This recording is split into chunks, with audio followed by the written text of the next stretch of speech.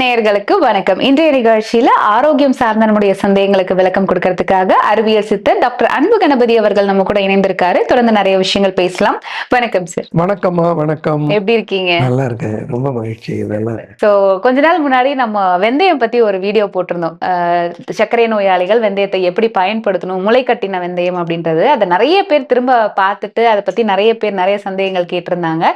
So இன்னைக்கு நிகழ்ச்சியில அதே டாபிக் பத்தி பேசலாம்னு நினைக்கிறேன். அதுல தொடர்ந்து சந்தேகம் கேட்கறதுனால இந்த சர்க்கரை நோய்க்கு வெந்தயத்தை நம்ம எப்படி பயன்படுத்தலாம், எப்படி சரியா பயன்படுத்தும் போது சர்க்கரை அளவை கட்டுக்குள்ள வைக்க முடியும்? சர்க்கரை நோய் இட்ஸ் எ கர்ஸ் ஆன் ஹியூமனிட்டி.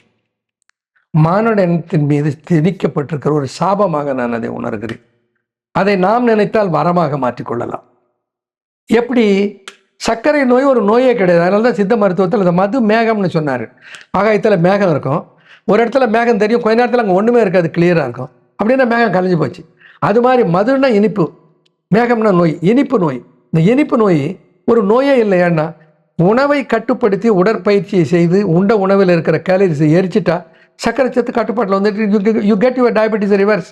வெந்தயத்தை நான் சாப்பிடுகிறேன், எனக்கு சுகர் கட்டுப்பாட்டுக்கு வரலன்னு நிறைய பேர் சொல்லுவதை நம்ம கேட்டிருப்போம். ஏன் கட்டுப்பாட்டுக்கு வரலன்னா எப்படி சாப்பிட்றது என்பது தெரியாமல் கட்டுப்பாட்டுக்கு வரல. வெந்தயத்தை முளை கட்டி சாப்பிட வேண்டும். வெந்தயத்தை எப்படி முளை கட்டுவது? இப்போ பாசிப்பயிரை முளை கட்டினோம்னா 24 மணி நேரத்தில் அது முளைச்சிரும். 12 மணி நேரத்தில் முளை வந்துடும். 12 மணி நேரம் ஊற வச்சா போகிறோம். வெந்தயம் ஊற வைப்பது 10லிருந்து 12 மணி நேரம் ஊற வைக்கணும். முளை கட்டுவது 36 மணி நேரம் முளை கட்டணும். அப்போ தான் அது முளைக்கும். இந்த முளை கட்டிய வெந்தயம் எப்படி தயாரிப்பது என்பது மிக முக்கியம். பலர் என்ன சொல்லுகிறார்கள், ஐயா நான் தயாரித்தேன் அழுகி போச்சியா, அது சரியாக வரலையா, ஸ்மெல் வருதுயா, இப்படி பல கம்ப்ளைண்ட் சொல்லுகிறார்கள். அது வரவே வராது. எப்படி செய்யணும்? 12 மணி நேரம் ஊற வையுங்கள். பிறகு தண்ணீரை நன்றாக இருத்து விடுங்கள். கொஞ்சம் கூட ஈரத்தன்மையே இருக்கக்கூடாது அந்த வெந்தயத்தில். முழுக்க இருத்துட்டு முடிஞ்சா ஒரு துணியில் போட்டு கூட புரட்டிட்டு அதில் இருக்கிற அது உறிந்து கொண்ட நீரே போதும், மேற்கொண்டு தண்ணீர் தேவையில்லை. அதுக்கப்புறம் அதை ஒரு பாத்திரத்தில் போட்டு மூடி வச்சுடலாம், அல்லது ஒரு துணியில் முடிச்சு கட்டி இருட்டான இடத்துல வச்சுடலாம், அல்லது ஹாட் பேக்குக்குள்ளே போட்டு மூடி வச்சுடலாம். 36 மணி நேரம் கழித்து, இப்போ காலையில் ஊற வச்சோம், சாயந்தரம் வடிகட்டணும், அதை போட்டு மூடி வச்சுடுறோம். அன்றைக்கு இரவு, மறுநாள் பகல், மறுநாள் இரவு 36 மணி நேரம் ஆகிடுது.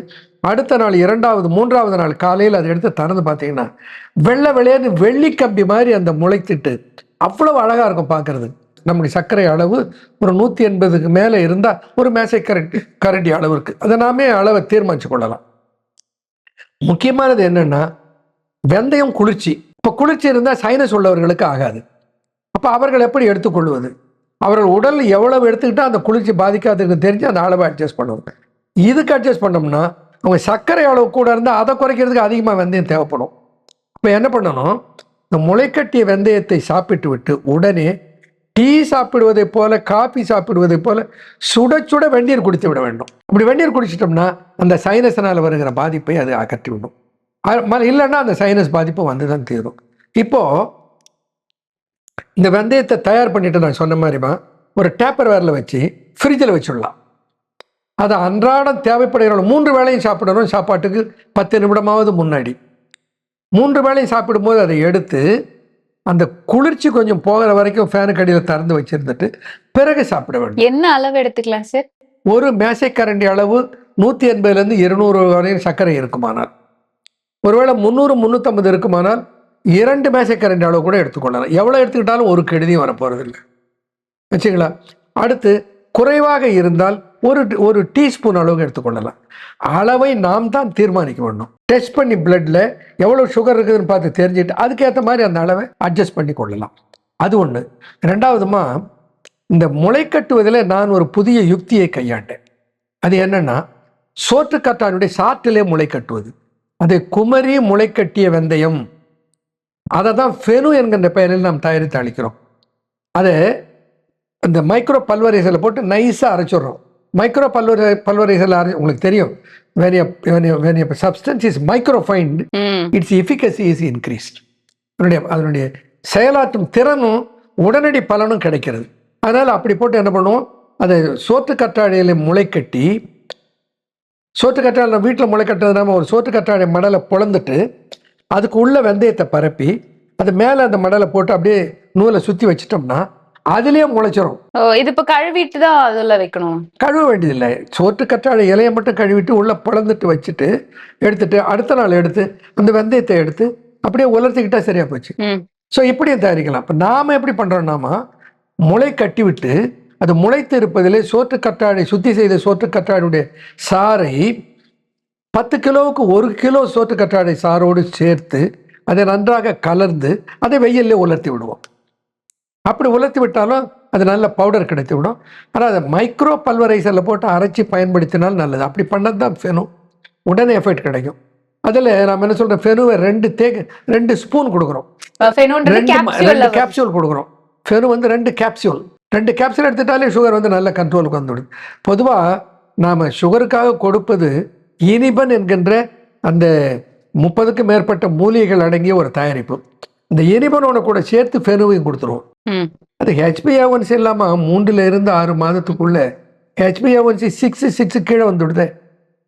ஆனால் உணவு கட்டுப்பாடும் உடற்பயிற்சியும் கட்டாயம் தேவை. ஓகே, இந்த கேப்சூல்ஸ் வந்து நம்ம எப்போ எந்த நேரத்தில் எடுத்துக்கலாம் சார்? உணவுக்கு 10 நிமிடத்திற்கு முன்பு 3 வேளையும் சர்க்கரையுடைய அளவை பொறுத்து 1 அல்லது 2 நாம் தீர்மானித்துக் கொள்ள வேண்டும். டெஸ்ட் பண்ணி பார்த்துட்டு இப்போ எடுக்கிறீங்க குறையல, இன்னும் கொஞ்சம் கூட்டிக்கோங்க, திரும்ப நார்மலுக்கு வந்த உடனே குறைச்சிக்கோங்க. புரியுதுங்களா? இது ஒரே நாளே வித்தியாசம் தெரியுமா சார்? ஒரு நாளையில வித்தியாசம் தெரியாது, குறைந்தது ஒரு 15 நாள் ஆகுதா வித்தியாசம் தெரிய ஆரம்பிச்சிடும். இல்ல இந்த அளவு கூட்டுறதுல கேட்கிறேன். அளவு கூட்டுறதுக்கு நம்ம உடலுக்கு தெரியும் இல்லை, அது எவ்வளவு குளிருது எவ்வளவு சீதளமாகிறது, அதுக்கேற்ற மாதிரி நம்ம அட்ஜஸ்ட் பண்ணிக்கலாம்.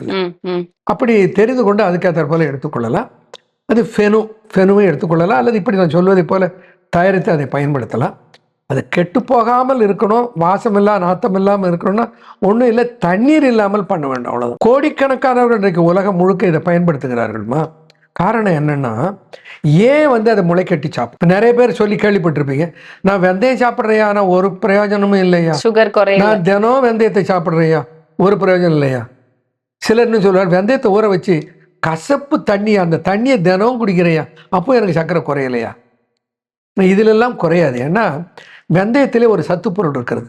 அந்த சத்துப்பொருளுக்கு பெயர் 4-ஹைட்ராக்சி ஐசோலூசின் அப்படின்னு பேர். இந்த four hydroxy isoleucine is called plant insulin, phyto insulin, தாவர இன்சுலின் என்று அது அழைக்கப்படுகிறது. அது முளைக்கட்டினால் 40 விழுக்காடு அதிகரித்து விடுகிறது. அதனால தான் முளைக்கட்டி சாப்பிட சொல்கிறது.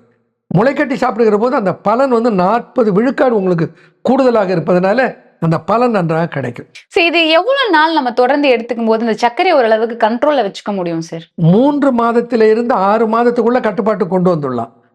அதுக்கப்புறம் நாம உணவு கட்டுப்பாட்டையும் உடற்பயிற்சியும் அதை புரிதல் வந்துடுதுன்னு வச்சுக்கோங்க. அதுக்கப்புறம் நாமே அளவு எவ்வளவு தேவைப்படுது, எவ்வளவு சாப்பிடலாம் என்பதை நாமே தீர்மானித்துக் கொள்ளலாம். இப்போ ஒரு டயபெட்டிஸ்க்கு பொதுவாக மருந்து சாப்பிட்டோம்னாமா 500 mg ஒரு வேளை சாப்பிட்றாங்கன்னு வச்சுக்கோங்க. 1 வருஷம் 2 வருஷம் கழிச்சு 500 mg 2 வேளை ஆக்கிடுவாங்க, இல்லைன்னா கட்டுப்படாது. அதுக்கப்புறம் 1000 mg ஆக்கிடுவாங்க, அப்புறம் 1000 mg 2 வேளை ஆக்குவாங்க. அப்படி மருந்தை கூட்டிக்கொண்டே போவதற்கு பொருள் என்னவென்றால், பேங்கரியாஸ் மீளவில்லை, மாறாக சர்க்கரை அளவு ரத்தத்தில் கட்டுப்படுத்தி காட்டப்படுகிறது. பேங்கரியாஸ் வந்து பலம் பெறுகிறது, நலம் அடைகிறது என்றால் அதுக்கு என்ன சான்று? இப்போ நாம் வந்து ஒரு 3 இனிபன் 2 ஃபெனு ஆரம்பத்தில் கொடுக்குறோம். ஒரு 3 மாதத்தில் அவருடைய சர்க்கரை அளவு அந்த 250-300 இருந்தது குறைஞ்சி 150-140க்கு வந்துடுதுன்னா அந்த 3க்கு பதிலாக 2ஆ குறைச்சிடுறோம். ஃபெனுவை 2க்கு பதிலாக 1ஆ குறைக்கிறோம். அடுத்து இன்னொரு 3-4 மாதம் கழித்து 2ஐ 1ஆக குறைக்கிறோம். அப்படின்னா என்ன அர்த்தம்னா, your system gets ready and it becomes நார்மல்னு அர்த்தம். இப்போ பொதுவா சர்க்கரை நோய்க்கு ஆல்ரெடி மருந்துகள் எடுத்துட்டு இருப்பாங்க, அவங்க இந்த ஊற வைத்த வெந்தயத்தை எடுத்துக்கலாமா? தாராளமா எடுக்கலாம். அவர்கள் எந்த வேதியியல் மருந்து எடுத்துக்கொண்டிருந்தாலும் கூட எடுக்கலாம். அப்படி எடுக்கும்போது வேதியியல் மருந்துடைய அளவு முதல்ல குறையும். ஆனால் என்ன பண்ணணும், பரிசோதித்து பார்த்து, எல்லாருமே இந்த டச் வச்சிருப்போம், 1 டச் வச்சிருப்பாரு, வீட்டிலே இருக்கும். அப்போ சுகர் அளவு எப்படி இருக்கிறது, இன்னைக்கு எவ்வளோ எடுத்துக்கிட்டோம். அப்போது சர்க்கரையினுடைய அளவு கட்டுப்பாட்டுக்கு வர வர அவங்க விருப்பப்பட்டா இந்த வேதியியல் மருந்தை குறைச்சிக்கலாம். குறைச்சிக்கிட்டே வந்தப்போ ஏமா இன்சுலின் போட்டுக்கிறவங்க நிறுத்திடுறாங்கம்மா. நம்ம இனிபன் ஃபெனுவை பயன்படுத்திட்டு இன்சுலின் போட்டுக்கிறவங்க பல பேர், ஐயா நான் இன்சுலின் எடுத்துகிட்டு இருந்தேன், இப்போ இன்சுலின் எடுக்கிறது இல்லையா. ஆனால் உடனே என்ன பண்ணுவாங்க, சில சில மேதாவிகள் பெரிய அறிவாளிகள் என்ன பண்ணுவோம், இதை எடுத்துகிட்டு உடனே இன்சுலின் நிறுத்திடும். அப்படி பண்ணக்கூடாது, தப்பு. உயிரோடு விளையாடக்கூடாது. இன்சுலின் எடுத்துக்கிறவங்க எடுத்துக்கிட்டு இருக்கணும். கூட வந்து இனிபன் ஃபெனுவை எடுத்துக்கிட்டு இருக்கும்போது ஒரு 2 மாதம் கழித்து கட்டுப்பாட்டுக்கு வந்ததுன்னா கொஞ்சம் கொஞ்சமாக இன்சுலின் 2 யூனிட்டாக குறைக்கணும். முக்கியமாக உணவு, உடற்பயிற்சி மிக மிக மிக அவசியம். அதற்குரிய யோக பயிற்சி, நடைப்பயிற்சி, அதற்குரிய உணவு. அப்போது நீரிழிவை சோற்றுக்கற்றாழை சாறிலே முளைக்கட்டுவது பலனை கூட்டுகிறது, அல்லது அப்படியே முளைக்கட்டினாலும் அந்த பலன் கிடைக்கிறது. காரணம் அதில் 4-ஹைட்ராக்சி ஐசோலூசின் என்கின்ற சத்து கூடுகிறது. இன்னொரு முக்கியமானது என்னென்னமா, இந்த வெந்தயத்தை சாப்பிடும்போது வெந்தயத்தில் 2 ஃபைபர் இருக்கிறது. ஒன்று சாலிபிள் ஃபைபர், இன்னொன்று இன்சாலிபிள் ஃபைபர். டயபெட்டிக் பீப்புளுக்கு பெரும்பாலும் இருக்கு கான்ஸ்டிபேஷன் இருக்கும். இந்த இன்சாலிபிள் ஃபைபர் இருக்கிறதுனால இந்த குடல் அசைவை பெரிஸ்டால்சிஸ்ன்னு சொல்லுவோம். இந்த குடல் அசைவை அது சீர்படுத்தி தினம் காலையில் அழகாக மோஷன் போயிடுவாங்க, மலச்சிக்கல் போயிடும். ஆனால் இந்த சாலிபிள் ஃபைபர் இருக்குது பாருங்க, அது குடலுடைய உட்சுவரில் அப்படியே ஒரு லேயர் மாதிரி படிஞ்சுக்கிட்டு எக்ஸஸாக குளுக்கோஸ் உறிஞ்சப்படாமல் அது என்ட்ரி லெவல்லே தடை பண்ணுகிறது. அது ஒரு பெரிய பெனிஃபிட். அதில் இப்படி பல்முகமான பலனை தருவது தான் ஃபெனு. ஓகே. ஸோ இன்றைய நிகழ்ச்சியில சர்க்கரை நோயாளிகள் தொடர்ந்து கேட்ட சந்தேகம், எப்ப எடுத்துக்கலாம், என்ன மாதிரி எடுத்துக்கலாம், குறிப்பா நம்ம சொன்ன மாதிரி அதை முளைக்கட்டி எடுக்கும்போது அதனுடைய பயன் என்ன, வெறும் சர்க்கரை நோய்க்கு மட்டும் கிடையாது, கான்ஸ்டிபேஷன், இந்த குடல் சார்ந்த பிரச்சனைகளுக்கும் இந்த முளைக்கட்டின வெந்தயம் எவ்வளவு பயனுள்ளதா இருக்கும் அப்படின்றத பத்தி ஒரு தெளிவான விளக்கம் கொடுத்தீங்க. நன்றி சார். நன்றிம்மா, வணக்கம்.